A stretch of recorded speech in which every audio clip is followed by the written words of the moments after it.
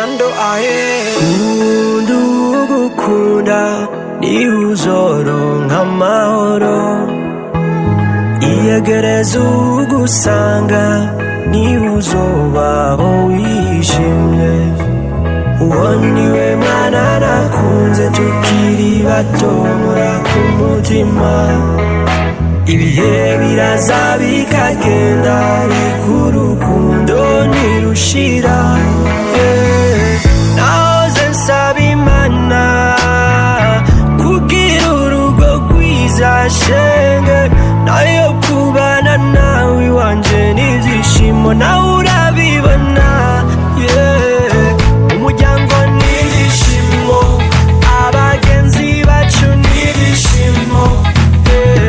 inshuti n'ibyishimo kuba tubanye nawe hose n'ibyishimo ubu bigeze kure iyo wumva sinobesha Imana niyemeje kugukunda gushika gupfa Imana ibimbaze n'umutima wawe urabibona n'ababizi bose barabibona yuko nkunda uwo nkunda mwirinda guhenda uwo nkunda bitaza mutera agahinda